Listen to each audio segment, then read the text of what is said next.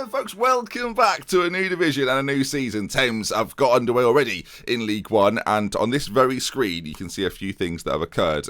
We're top of the table. Arsenal's got 6 goals, and Lawrence Smith, who you don't know, is our captain. Ben Davis also, hot prospect. You don't know who he is either. Let's go through then, run you through the additions, run you through some of the exits, and get things underway. Now, before we do any of that, let's start with the financials. 915,000 in the bank, and this sort of brings us to our league fixtures, so we'll go back over those in a moment, but you can see in terms of pre-season friendlies, Liverpool, Tottenham, Southampton, West Ham, Derby, Brighton, a lot of these games as well, you can see they're sellouts almost, so we've been making some mad money with a much bigger ground, which has really helped towards things. Also a sellout capacity crowd for the Millwall game in the League One game that we had recently, which is very, very hopeful. But I do concern myself, of course, with the fact that they brought 4,490 of those. People are very concerned about our attendances, no more than me. So teams, players, you're interested. Dyche, Mansell, Heatherton, and Thomas leave. We'll focus on Thomas, he's the main one really.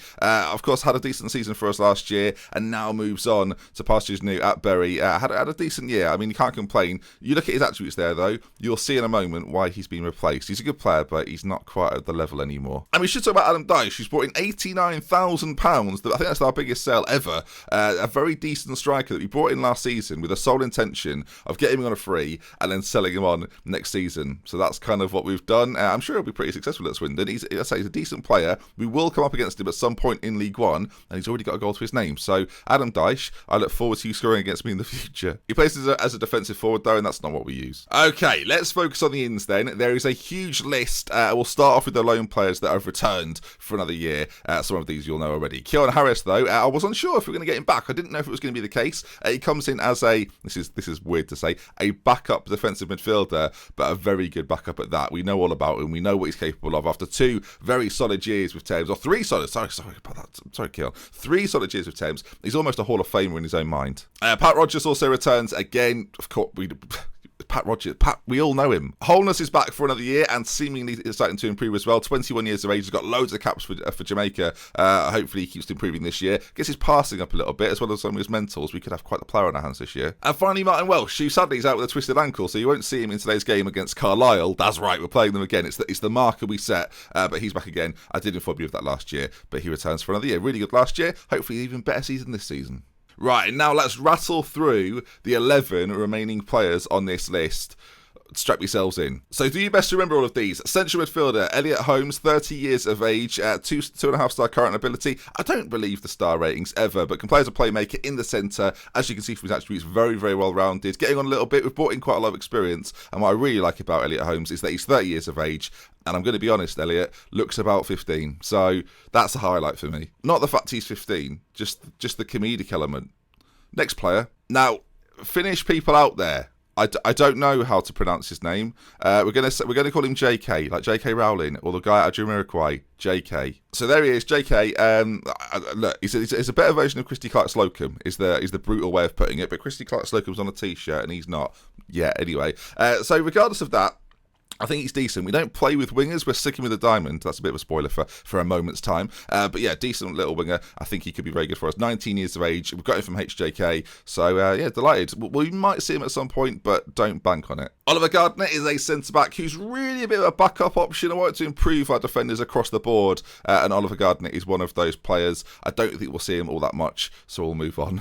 Jamie Wilkinson, on the other hand, 31 years of age, is someone you'll definitely see. There's been a bit of a bug with the database in that we've lost loads of years in terms of player histories. It's happened for quite a few of the guys we've brought in. I don't know why.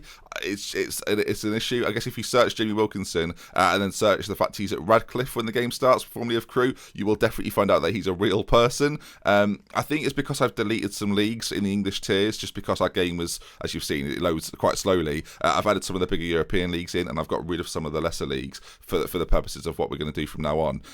Hopefully continuing to go up. If we go down, I'll have to re-unlock the leagues, which would be a disaster, wouldn't it? But you can see really good physicals, mentals, and technicals. It's got nice passing as well at the back, and the style we play, I really like that. He's more natural as a right back, but we're actually going to play him in the centre this season. 6'2", definitely capable. Now, Ben Davies at 18 is a youngster that we've just managed to pick up. Liverpool released him, and I thought, well, if they don't want him, we'll take him. And I guess we'll see over the next couple of years if he develops. He could end up being very, very good. Heading, marking, tackling all need to improve, but he's already got the height. Work rate's not too bad. Of course, there's lots of time left for him to do something. We won't see too much in this year, but a hot prospect. We don't bring many of those in, so I'm quite excited. Thomas Hughes, an attacking central midfielder, who I don't, or attacking sort of advanced midfielder. I don't think we'll see him start too many games, but he's certainly a good option to offer off the bench. Very pacey, decent first touch as well, decent passing ability. So we'll see him at some point. Just don't expect him to start games right now. Colton is nailing down that position. Josh Tipping brought in a striker with very good technicals, dribbling, finishing, and first touch. Excellent for this division.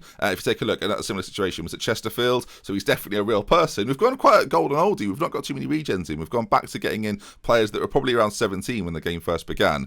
Physically not the quickest, but it's got a lot of strength, and at 6'2", of course, we play with a target man in Ozadal, and I wanted someone who played a very similar game to him. 3-star current ability, very good footballer, and he and Ozadal will probably rotate if Ozadal's not finding the goals. Not a problem at the moment, though, as you'll see in a minute. I'm going to save Lawrence Smith, Captain Lawrence, until the end. Lewis Ramsey there will go to right back. I think he could be a very good signing for us.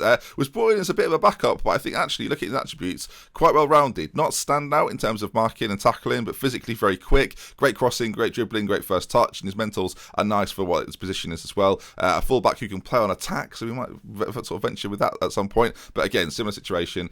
Starts his career at Norwich. We've had a massive period of we don't know what he's been doing. It's a mystery. I now regret deleting all of those leagues. It's a disaster. James Wolfenden, 32 years of age, and I think looks very capable, both at left back and at right back. I think we'll probably see him more at right back than left back because he's right footed, because he's on that side. 5'7", good crossing. Again, tackling, marking, very good. Physically solid too. It'll be between him and Ramsey to see who gets that right back spot as we go forward. You'll see in a minute who got it. And then almost there, but look at Scott Burgess at 33, looks absolutely phenomenal. Some people may be familiar with him. Again, a player that has lost his history for whatever reason, but it starts his career, or has had a career at Bury as well as other places as well. Could be very decent for me. I'm hoping, based on those attributes, he'll be very good. For this division, should be a standout player. Can play in that central area. If we're going to sort of compare him to anyone, and I hate saying this, it's a bit like Clark Slocum, but he's basically a Stevie Foster replacement, I feel like. 5'10", certainly doesn't look like someone that's 33. Looks like he could well be in his peak years right now, but expect those physicals to drop off dramatically through the course of the year, but we'll see. And then finally then,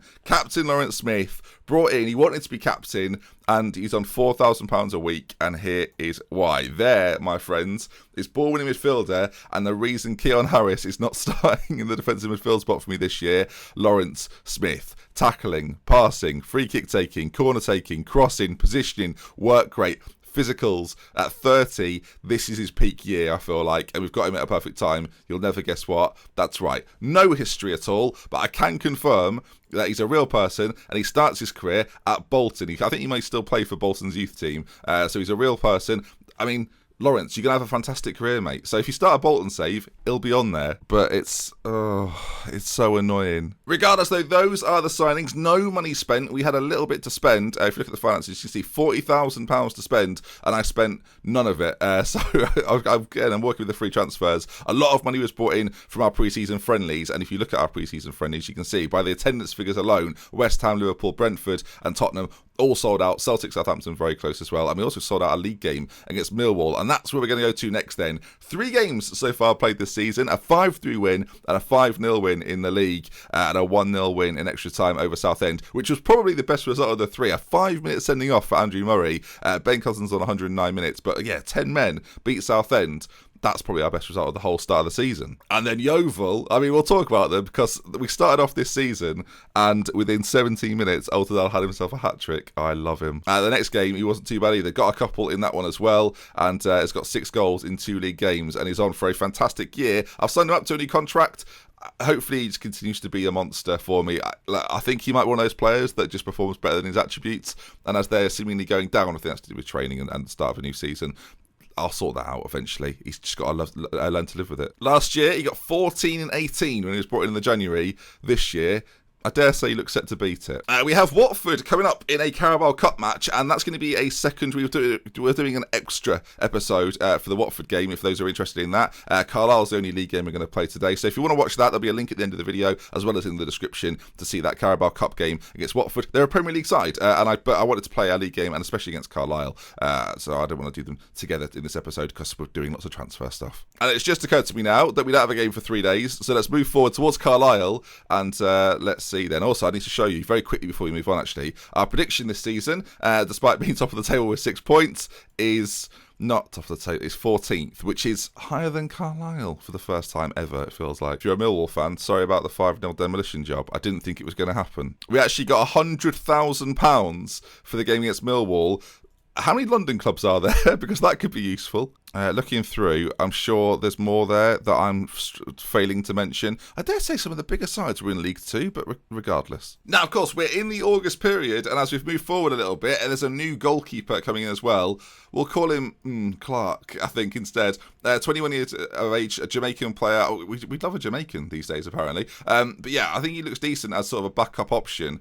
Comes in with some potential about him as well, so you never know. Released by Tottenham, had a little spell at Wingate and Finchley. He doesn't keep a massive amount of clean sheets, but I think for the division he was in, he was doing okay. He's basically just going to be a backup for us. He's costing me quite a little bit of money as well on his compensation. I tried to buy him, and they were like, yeah, it's going to be more. So I just signed him on a free transfer essentially, but with having to pay the compensation. £500 a week. We don't have a backup keeper. We do now. I've had bids for Fitzpatrick all summer that have just got an auto reject. He's getting better. Oh my. Gavin, it's going to be a sad day when we say goodbye to Gavin Fitzpatrick. I've had a loan offer for Ben Davies from Woking, the young player we talked about. I'm going to actually accept it. I'm going to give him the year out. We're not going to play him, so why not? Get him game time, get him play him. And yes, Andy Murray got sent off in the game against Southend, where we won 1-0 in added time, or in extra time, sorry. So I'm not going to appeal it. He's got an extra 2-match ban. Does that mean he misses all football? Because that is going to be a problem. I think he misses all football. Right then, Carlisle coming up today, and the team is somewhat different. There's a few familiar faces, and actually injuries, of course, is a bit of a problem. Oliver Gardner, Jamie Wilkinson, who would ordinarily start at centre-back instead of Collette, can't play, and obviously with that suspension to Andrew Murray, who was brought in as part of rotation, we've now got a bit of an issue, because Collette is in the team. He's not the best. He's okay, but he's okay.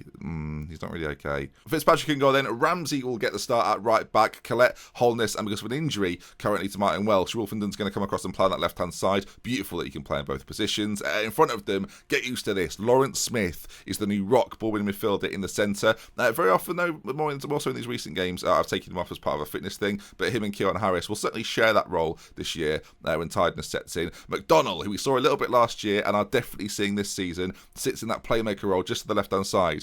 We don't have Simon Doherty this year, didn't get him back from Crystal Palace. So McDonnell, who we had to say, last year we had him, he featured now and again, and so far started the season very well, but 7 assists to his name, went under the radar a little bit, I think, last year, after we brought him in from Colchester. Next to him, the main man, the new man, who replaces Stevie Foster in that position, who is still at the club, don't worry about that, Scott Burgess.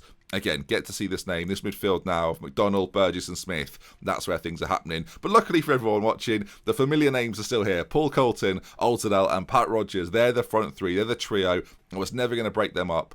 They continue this season. Instructions stay exactly the same. We're going to see how last season's tactic did. You've seen from the start of this year so far, 10 goals in 2 games and 2 wins. We're going to see if we can carry it on.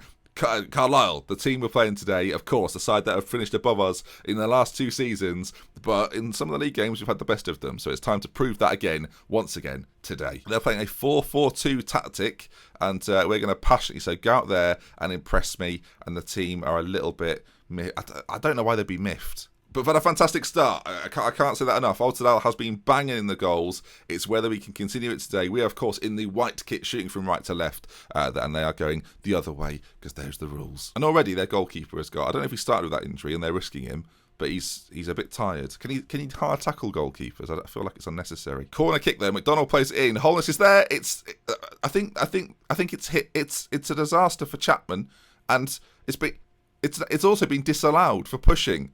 Right, well, that was exciting, and now Carlisle with the possession, ball played in. If they'd have scored from that, I'd have had a mischief. Right, so far, not too many highlights to speak of in this first half, as it's put up towards Altidale, and ball play forward to McKinley. Fitzpatrick with the save. It's been a very sort of bitty game so far. Nothing's really occurred, and no one's had a real clear opportunity. The only action we've seen is an own goal that wasn't even given as an own goal. Although I was looking for the push when it happened. I didn't really see a push, if I'm being honest. As it's now Carlisle, who we know are a decent side. They've had a rough start to the season, though, as Luchetti has come very far out of his goal, but does find the ball down the line, and actually it's not too bad. They're playing the 4-4-2, so they've got natural wingers. McKinley's there, great defending by Holness, he gets it away, but it's not over yet, and Carlisle here look dangerous. York tackles it, or sort of moves in towards Smith. It's cleared forward now, and Ramsey heads on, and if Burgess can get there, we could start an attack of our own. He plays it forward toward Altidale. His pace is deadly. He's got Pat Rogers in the middle, and there